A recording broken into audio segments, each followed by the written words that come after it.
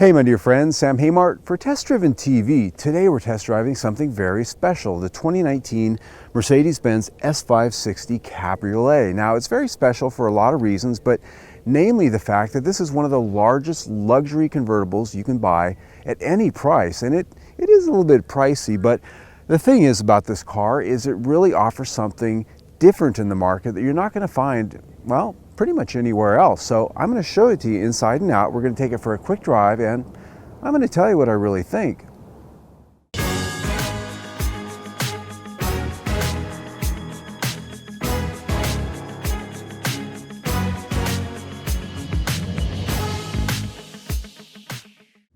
Before we get out on the test drive, we're going to talk about this thing just a little bit. I'm going to show you a few things that really got my attention. Now, what's really notable about this car is it's the first full-size convertible Mercedes is built for over 40 years. Back in 1971 was the last year they had the full luxury 4-seat convertible. They then went to the 2-seat SL Roadster. This car has been with us since about 2017, so about 2-3 years now. And it is literally the largest convertible you can buy in the market right now. Not very many other choices out there. So that's one of the things that really makes this thing special to me. And it just has a lot of retro touches going on as far as its styling that sort of harken back to that era as well, both inside and out. One of those, this hood, it has the double domes, very much like the SLs of the 50s and 60s. And it has a nice grille on it. This one, a black diamond design with chrome studs. Big emblem right there in the center. Not only says it's Mercedes, but it hides a lot of the radar equipment that this has. This has the sport package on it, which gives us the unique front fascia, rear fascia, the side skirts, all reminiscent of the AMG cars. Also, 20-inch wheels. Those are an option that are sort of tied together with the sport package. Very nice looking wheel, and you can see those big brakes behind the spokes. One last option worth pointing out here on this one are the Swarovski crystal headlamps. That's pretty spendy stuff, but this is a pretty spendy car. Not out of place at all, I don't think. If you look closely, you can see a whole line of crystals that are sort of parallel with your LED daytime running lights there. Not necessarily anything that light up crazy at night, but they are beautiful to look at. They add some extra bling to that light. As we go around the side, with the top up, this has very much the same roof line as the coupe. Soft top on this one, very nice rich color of blue, and that ties into the interior, which we'll get to in just a moment. That top, of course, power operated, 3 layers, very quiet when it's up. It can be raised and lowered at speeds up to 37 miles an hour, and I've done that driving down the boulevard, put the top down very spontaneously, and it works just fine. When it's down, what I found and what we'll see here in just a moment when we're test driving it is that it's very quiet driving around. Very good aerodynamics, but if that isn't enough for you, it has the air cap system, which consists of a deflector that raises up behind the rear seats. Power operated. Along with that, there is a deflector at the top of the windshield header. Now that raises up, and both of those things really serve to reduce buffeting as well as wind noise. Now around town, probably not going to notice a big difference on that. I found the biggest difference out at highway speeds where you really notice the benefit of those things because, well, they just kind of look funny sticking up in the air like that. If you're cruising the boulevard and you want to look pretty, put them down because they really just don't do anything for you tangibly. As we look at the back of this car, a couple things to point out there. LED taillights, of course. As I mentioned, that rear fascia is from the AMG Sport line as far as its visuals. Has a nice big exhaust tips in there. I think that's well worth the money just on its own. Look at the rear emblem there in the deck lid. That actually doubles as not only your trunk latch, you push it in with your thumb and you raise it. It also is the backup camera. When you put this in reverse, it flips out. The camera's built in there. And now granted, Hyundai has that, but I just think it's a cute detail no matter what car it's on. This is a really good looking car, I think, and especially at that rear 3/4 view. I like the way those taillights are nice and slender, and they really give this car a sleek profile. That's really classic Mercedes-Benz in sort of a retro way. The interior of this car is really where I think the money's at here because at least it appears from the driver's and the passenger's standpoint that this is where the money's spent. The materials and the design here are really the pinnacle of what you can get in the automotive industry right now. You've got switchgear, you've got materials in terms of the dash, all of the soft touch materials, a lot of which are leather. that you're not going to find in virtually any other car out there on the market, and the technology that goes along with it. And I don't even know where to start here. Let's start with where I sit. These seats are the top option seats in this particular car. This has the Designo interior, which is a higher end Napa leather, perforated with a nice diamond stitch. Beautiful in this particular car. The color combination we have here is porcelain and deep sea blue. It's very hard to see, but this is actually a very dark blue rather than a black. Goes along with the maritime theme we're sort of getting with this car. A lot of blues and a lot of nice oceanic type colors, and I like it. That is wood along the dash. The grain of it's just very hard to see, but it's very glossy, and the workmanship very well done, I think. And when it comes to workmanship, the quality of the switchgear here throughout this car is what you'd expect for the money. Now, technology. This has so much going on, I'm just not going to be able to talk about it all, but the things that really jump out at me, as we were talking about the seats, this has the massaging seats, a full system you can use through the instrument cluster and through the control puck here that allows you to adjust the different types of massage, both for the passenger and the driver. Of course, they are heated and ventilated. Also a lot of heating. This has a package that has heated armrests, the heated door for the console cover, heated steering wheel. And this also has the air scarf. You can see the vents in the seat here. When it's really cold outside, you can put the top down and have the heat blowing on your neck. I've done this before at 40 degrees. Awesome. It really is something special. The instrument cluster, the dash on this car is something I do want to point out. This is a design Mercedes-Benz has adopted across all of their product line. Here what we've got is just this big slab of glass with the two screens. The right screen, mostly infotainment and navigation, and you can put any number of things on it. It's infinitely customizable. The instrument cluster right in front of me, again, there are 3 different design themes, and then within those themes you can customize each and every part of it to have the information set that you want on there. This also has a night vision system. You can turn this on, lights that up with sort of an infrared look so that you can see that at night right there in the middle of the instrument cluster.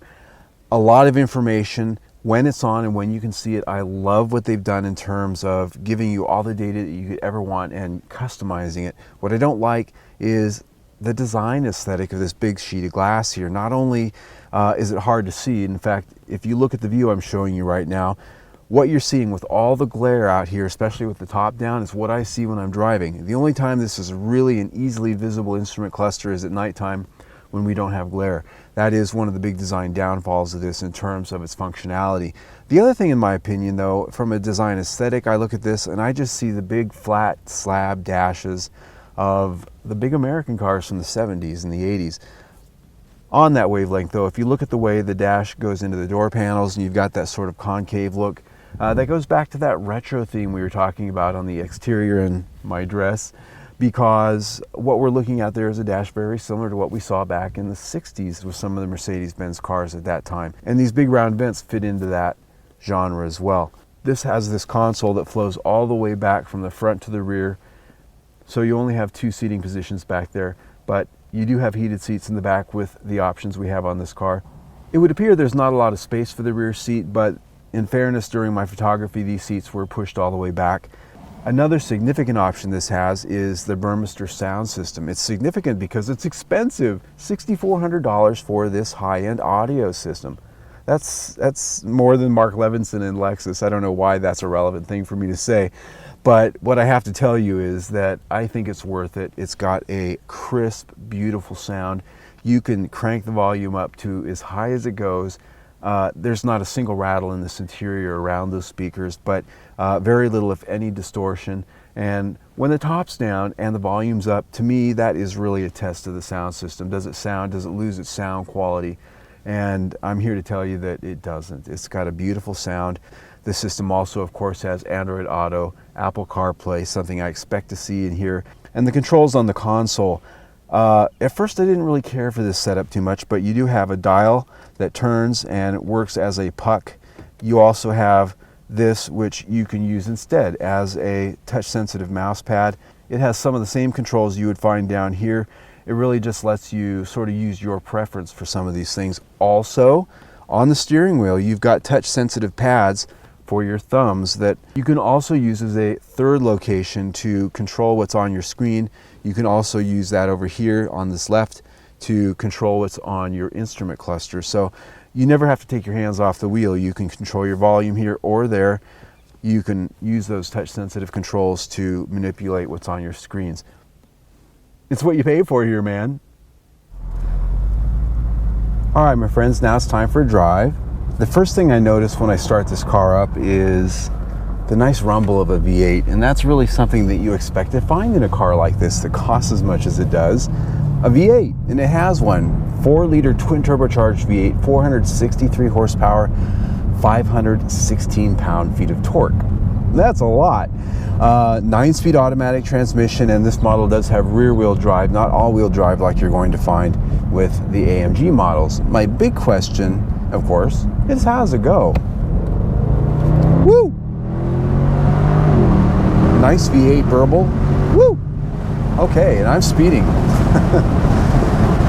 Now it's actually pretty quiet, but there's just enough exhaust note back there to let you know you've got a big boat with a V8 in it. And big boat is the operative word, because even though this does have all that horsepower, this thing weighs 4,800 pounds, so it's a lot of car to move around. Now I had this on sport mode.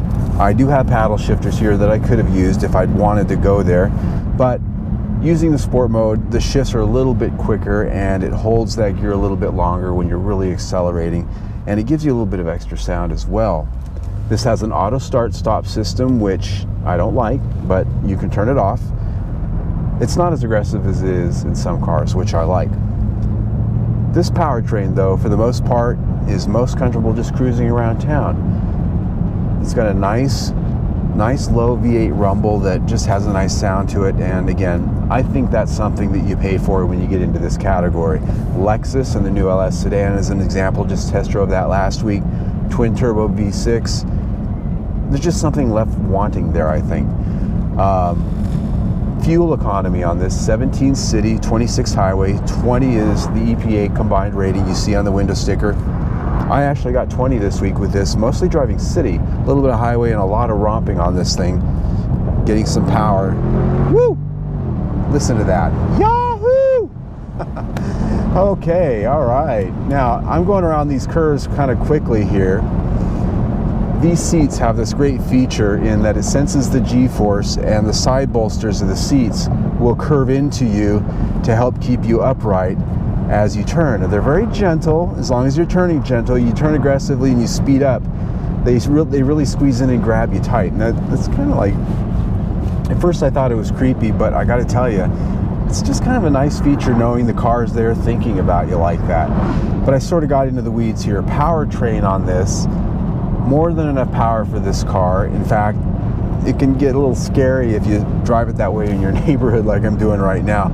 Out on the highway, it's very nice. Obviously, if you want more power, more performance, you've got 2 AMG models above this one, a more powerful twin turbo V8, and you've got the twin turbo V12 if you just really want to get all nasty on it. Of course, it's a lot more money. Other things they have here in their flagship luxury car are a very elaborate suspension system. Obviously, you'd expect to have multi-link front suspension, multi-link rear suspension. We've got that.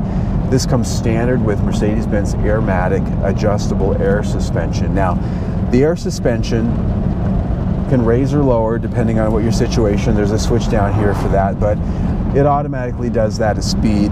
The big thing is the drive modes. That will change the damping on this and give it a stiffer damping or a softer damping. For the most part, around town in regular comfort mode, this is a nice boaty Mercedes-Benz traditional feel to its ride.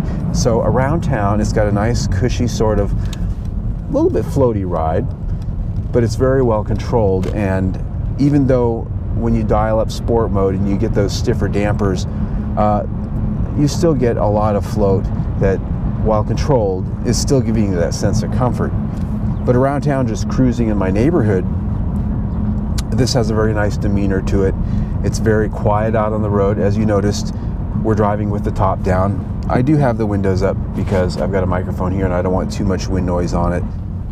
And even with the top up, with that triple layer and all the insulation that's in it, it's very quiet as well. So Mercedes has done a good job of creating a car here, I think, that not only in its curb appeal, the comfort sitting in the interior and just living here, but the driving experience, all these things fit together to create a complete package that befit its price tag, for lack of a better way of putting it. I mean, that's, how much more can you say than that? It's just everything that you'd expect it to be. I'm not looking around here and finding very much to find wanting for.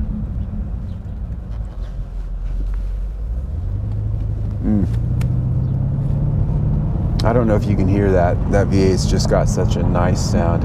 I know I said that already. All right, my friends, wrapping it up for the S560 Cabriolet. I like it. I like it. Now, I've owned a Mercedes-Benz before, and I've had several BMWs, so I know whereof I speak when it comes to the luxury and what this car has to offer in terms of its content and its value and its quality. This is everything there is. I mean, this car is something that really offers just about everything they've ever thought about for the automobile in terms of luxury, technology, performance. Pretty much check all the boxes. So let's get to what the price is. If I haven't mentioned it already, $162,000 and some change. Now, that's my first key takeaway here, price. This starts out at $134,000. I've got about $27,000 in options on this one. That is a lot of money. It seems like it's a lot of money, but here's the thing. You can spend $280,000 on this car if you get the S65 model with all of the options. You're pushing close to $300,000 and a $4,800 a month lease payment. That's a lease, not purchase. So at this price, we're sort of at the low to mid level of the price scale, and it has so much going on here. And that really gets us to the second takeaway, which is technological luxury. As I said, this has just about everything they've ever thought of for automotive technology all packed into this car, from performance, the suspension, the interior, infotainment, comfort. This has things that are always out there trying to make you comfortable. I'm talking about the seats that squeeze into you when you turn, talking about the air scarf, the climate control that automatically knows when your top's up or down, the infotainment system, all of the information it provides you, the services, not to mention all the hardware under the hood. So this has a lot going on with it, technological luxury. It's there to make you happy and comfortable. And that gets us to my last takeaway, which is cruiser. That's what this car is. This is not a sports car, in spite of its twin turbocharged V8 that's got a lot of power, 9-speed automatic transmission, adjustable suspension. This thing weighs 4,800 pounds. It's one of the largest cars you can buy at any price. This is a car that's about relaxing and having a nice drive on a Sunday with the top down. It can go fast, sport it up, and it'll get snappy and loud, and it'll give you a little bit of pleasure, but at the end of the day, it's happiest cruising through the good neighborhoods of your town and just making you comfortable. That's what this car is about. And of course, it just looks good, doesn't it? I mean, enough said. So if you like the video you saw, click right there, see my latest test drive, or click down there, even better yet, subscribe to my YouTube channel. Either way, stay tuned.